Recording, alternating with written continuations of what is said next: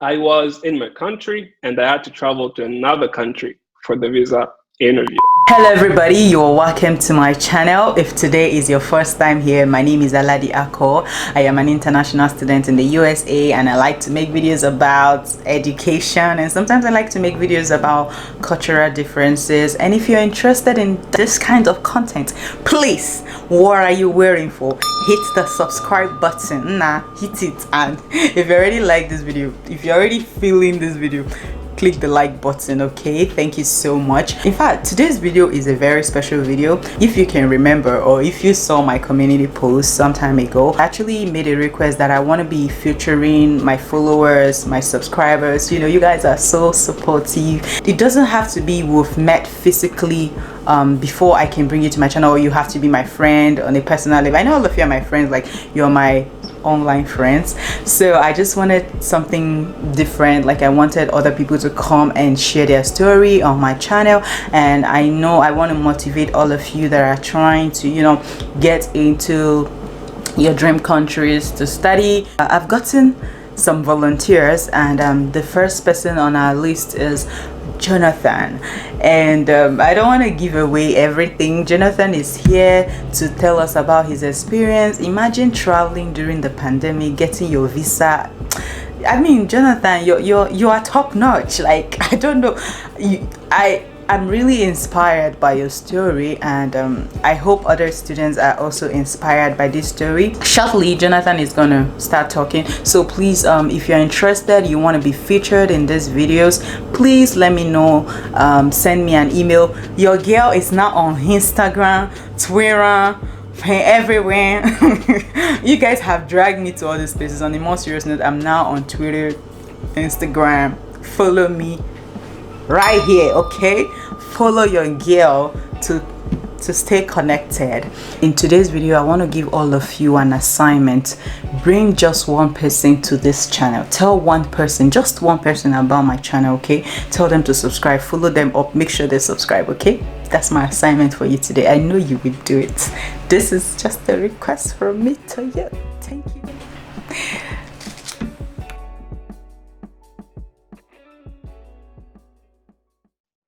Jonathan, we're so happy to have you here. Thank you so much for coming to my channel. I'm really excited to have you here. So please go ahead and introduce yourself. Hello, Aladi. Hello, everyone. I'm happy to be here. My name is Jonathan Kabala. I'm from the Democratic Republic of the Congo in Central Africa. Right now, I'm in the United States pursuing a PhD in computer science. Yeah, that's something short about me. Okay. Yeah, so I just can't wait. I have a few questions that I'm going to be asking him now. And I know that you all want to know how is that even possible? So first question I have for Jonathan is, how were you able to get a visa in this pandemic? Like how? I just want to know. So yeah, Jonathan, please tell us. Well, first of all, it was not easy. And to be really frank with everyone, I lost hope at some point in time. But if you stick to what you want to do and you really want to do it and look for options, eventually some of them will show up. I'm from the Democratic Republic of the Congo, as I told you, and all embassies were closed, including the one in my country.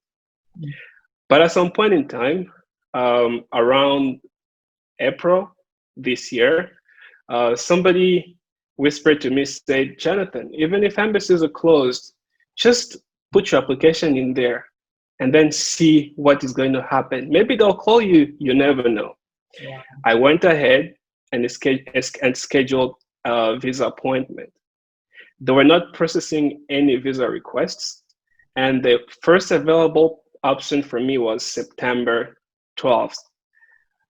I applied and I chose that first available appointment. And I was waiting.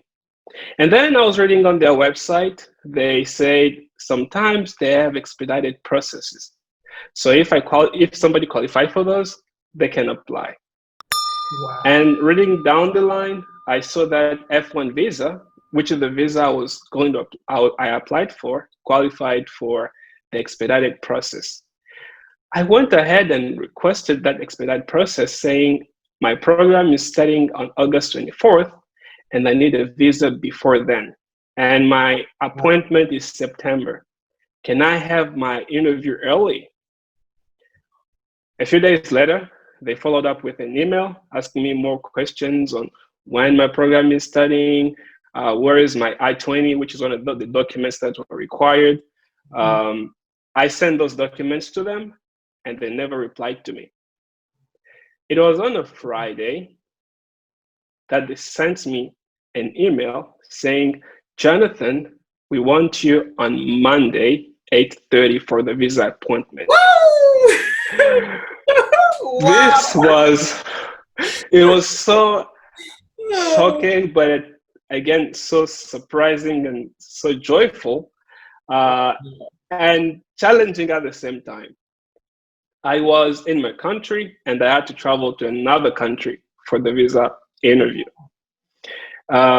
In terms of hours by car, because no planes were flying from a country to other countries, going by car was the only option. From where I was working full time in a rural area in a mining company. So I had to free myself on a Friday afternoon to travel to the neighboring country, which is Zambia. And the trip was going to take more than 15 hours of travel. And I had to cross a border. It was very challenging to just make sure that you can even leave the country, you can travel there. Thank God I managed to travel. And on a Sunday evening, I was in Lusaka where I was supposed to do my interview the following day at 8:30. So that was how I managed to get a visa appointment during this pandemic. Ooh, speechless. Like, you never know until you try, right? God. Yeah, yes. So here the lesson for me was that I was not supposed to just sit back and do nothing because the pandemic is there. I had to do something about it. And I did something, and fortunately, it worked out. Wow, congratulations, Jonathan. Like, this is really motivating. All of you, start applying. You never know when you'll be called. So, this is really like, I was kind of wondering how. This explains everything. Which country did you go to get the visa? I went to Zambia, the capital city of Zambia, Lusaka. That's where I got the visa from. I had no idea where that place is. Wow. Is that the norm, or is because of the pandemic that you had to go to another country? Yes, it's because of the pandemic that I had to go to another country, because the US Embassy in my country was closed. It wasn't processing anything, and it was even not accepting applications. The only embassy that was accepting application and that was close to me was the one I went to in Zambia. So yeah, that's why I went to Zambia, because of the pandemic. Okay, so it's possible that if you're applying for a visa, you can apply via another country, or? Yes, you can apply from another country, but you need to have sounding reasons of why you're applying to the other country. Sometimes other people can go to apply in another country because the embassy in their country may have a long queue and they have an emergency, or the embassy in their country may be far away, but the embassy in the next country is close to them. Like in my case, the embassy in my country was closed. It wasn't processing any visas. So I went to the other country. And actually, this question was on the visa interview. Why did you not apply in your country? So I had to give that reason. That would be the first thing I would ask for me. Like, why?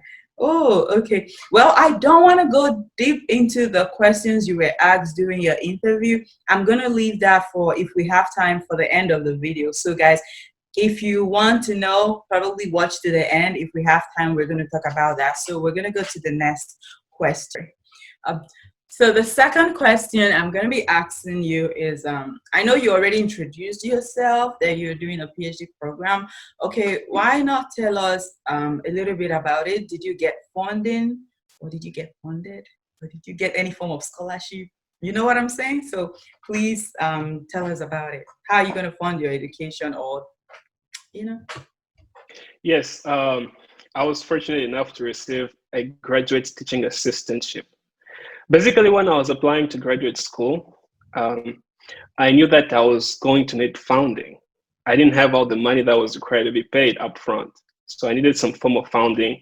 And looking at options, one of the options I thought was going to be realistic for me was getting a graduate teaching assistantship.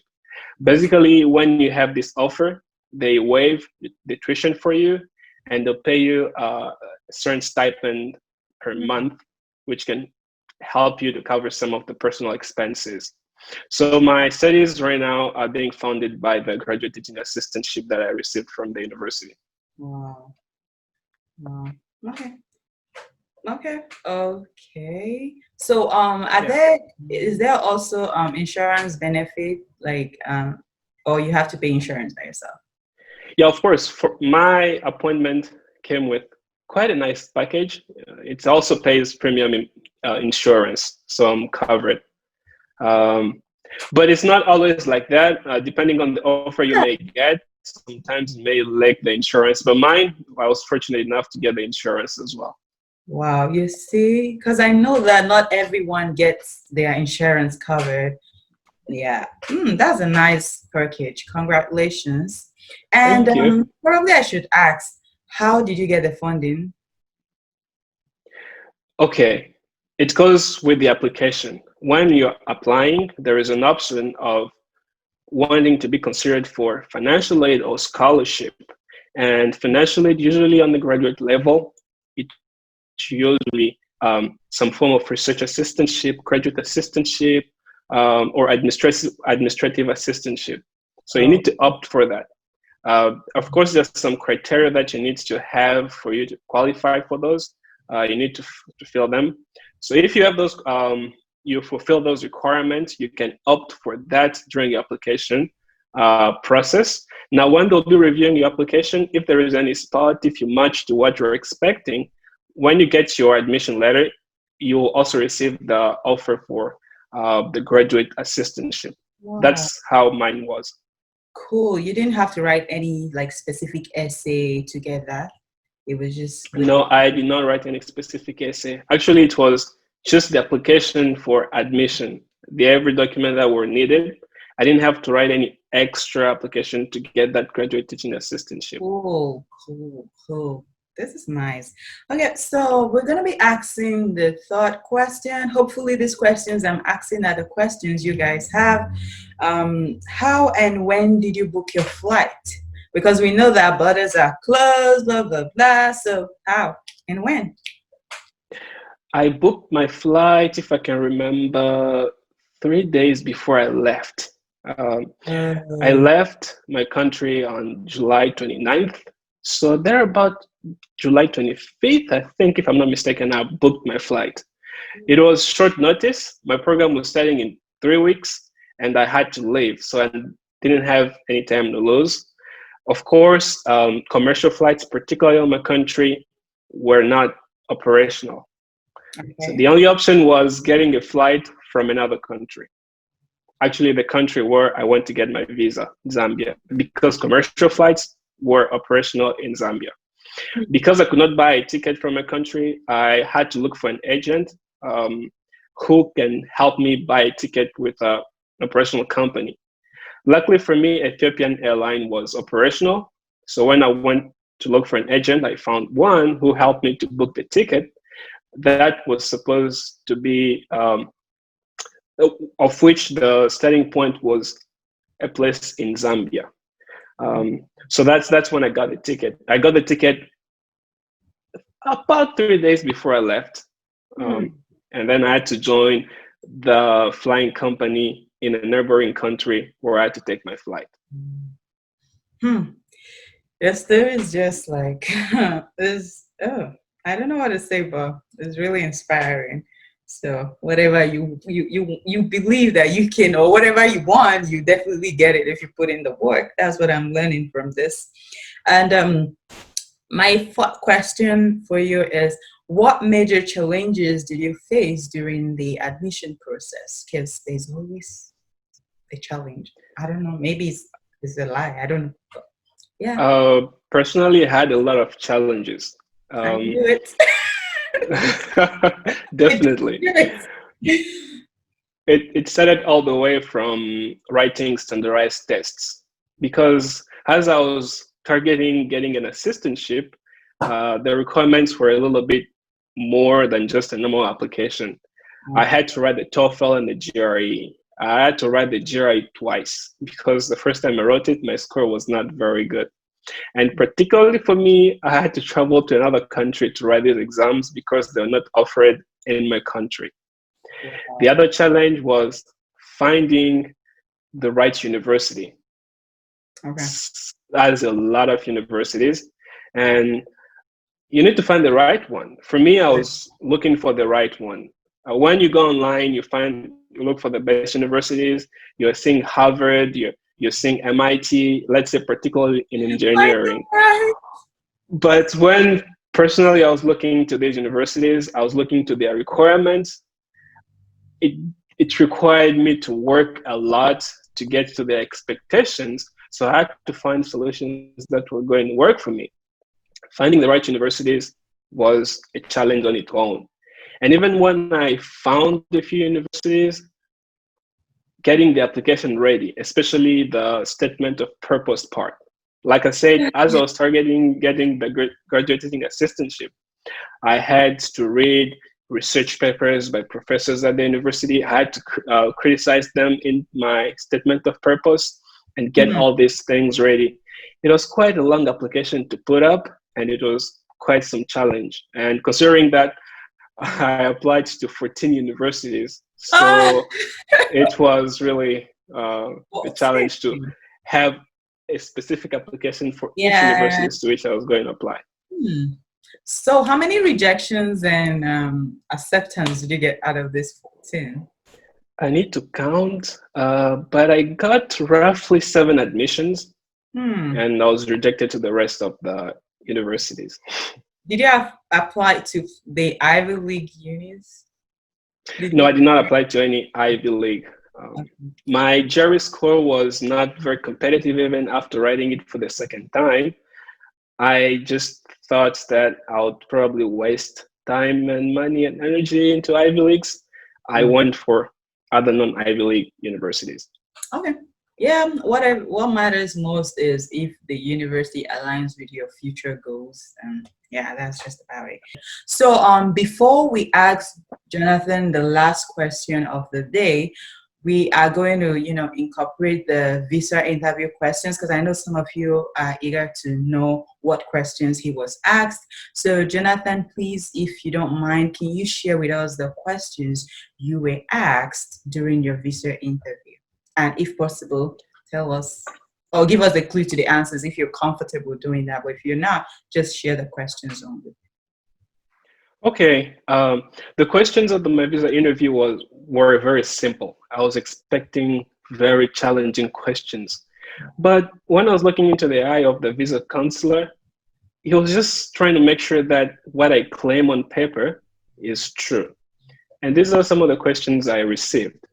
Okay. What's your name? Where are you going? Okay. What are you going to study? I was just supposed to be repeating everything that was on my application. I'm going to the US. I say the name of my university.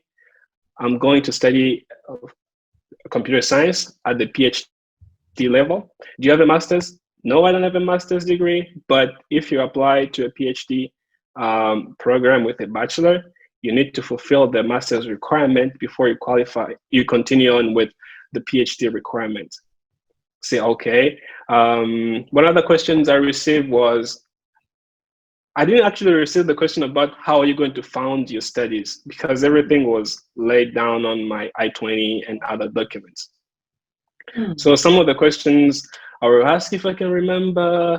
I actually didn't get a lot, there were just few, and most of them were based on my applications. Another questions I was asked was, where did I do my previous studies from? And I said where I did my previous studies, and what was I planning after I finished my education in the United States. And of course, I said what I was planning to do, which was going back to my country and work in the IT industry, which was getting on fit in my country. Because particularly in my country, you see a lot of experts coming to implement IT solutions. And for me, I didn't want that. And I said, I want us from the country to start owning all the IT contracts, so that we don't bring people from the outside. Brilliant, brilliant, brilliant.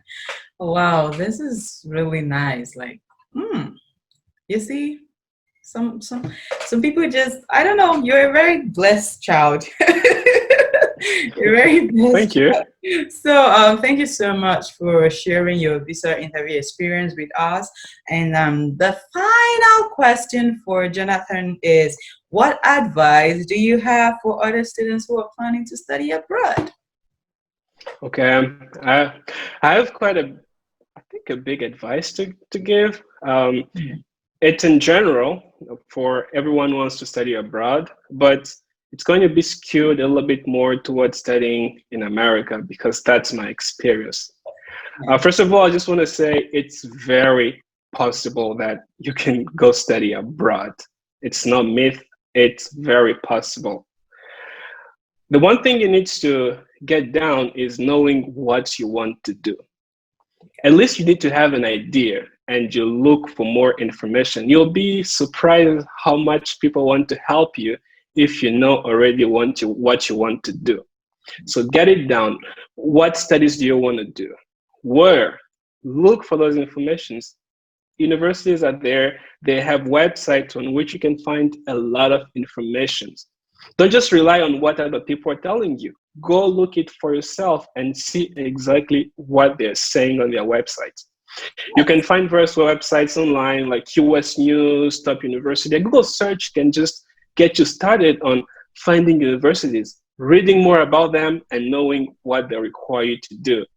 You just need to match that requirement. And it's not impossible to match the requirement. The other thing I want to say is that you cannot repeat someone else's story. You cannot repeat the story of Aladi. You need to have your own story. You are probably weak or strong in one area. My advice is you need to work on your weaknesses, of course, but maximize more on your strengths. Yeah. Particularly for me, I was weak on the GRE. I wasn't getting the expected score. My verbal reasoning part didn't have the minimum score. But in my application, though I submitted my GRE scores, I didn't focus more on my standardized tests. I focused more on things like my statement of purpose, my recommendation letters, making sure that they are very, very good. So you need to focus more on your strengths. Of course, weaknesses are there, but focus on your strengths and make sure that your application is clear on your strengths. Because when they'll be reviewing your application, they want to see whether this person may be successful here. Can we invest in this person? And if you show them your strengths, they'll be able to review your application and potentially admit you. So you need to own your story. Also, another advice is that you need to probably develop a sense of having options. Don't just apply to one university. If you apply to one, they admit you and you come, that's good. But for most of us, try to apply to more than one university. Have options. It's very possible that you're going to get a rejection. One thing I've learned about the American system in terms of education is that when they give you a rejection, sometimes it's not necessarily because you are not a good fit, or you're not smart, or don't have the experience. Sometimes it's because they don't have the resource to accommodate the type of person you are at their university. So when you receive a no, don't just say, oh, well, I'm going to give up. Sometimes I like to think of a no as next opportunity. So look for the next opportunity and go find where you'll be the best fit. And you'll see a lot of people who tell you that it's impossible, you can't do it, you don't have the experience, you don't have the money, you don't speak good English, and every type of reasons people may give you that it's impossible for you to go study abroad. But my advice is this one. You need to filter what's coming to you. Get into you what is helping you go forward and block anything that is going to stop you from achieving your goals. Like I said, maximize on your strengths. We live in different environments. We have different experiences. We have different backgrounds. We have different strengths. But the point is, if you inspire yourself from other people's story and maximize more on your strengths and work on yourself and create your own story, it's going to work out. I'm positive about this. Yeah. And no matter the differences that we have and the challenges we may face, I always say, if somebody did it, you can do it as well. That was refreshing. And yeah, he just said it all. He said it all. Like, I have nothing else to add. Jonathan, thank you so much. Thank you so much. I know, like, it's really busy down here, and for someone to, take out of their time to come and, share this information for free is really something I have to, acknowledge and appreciate. Thank you so much. I am grateful. Please go to the comment section, say thank you to our guest. His name is Jonathan, and yeah, if you have any questions, leave them in the comment section. I don't know. We will try, or I will try to answer them, because I don't want to give him more work to do. So yeah, and if you enjoyed today's video, I don't know, Jonathan, do you want to say something else before I close? Well, no, that's fine. That's pretty much it on my side. Unless you have any other questions. I think I asked all the questions. I was really inquisitive to know. I don't know. So guys, yeah, don't forget to subscribe to my channel, click the like button, click the share, do all that good stuff. And this is just the first episode. We are going to be this is just the first episode of this series, so look forward to more. I have about 4 more guests booked to come here, so stay tuned to this channel. More inspiring stories coming your way. All right, and thank you, Jonathan. Bye. You're welcome. Don't forget to like this video, subscribe and share, and do all the good things you can do. Help my channel, share these videos, and let other people come and watch.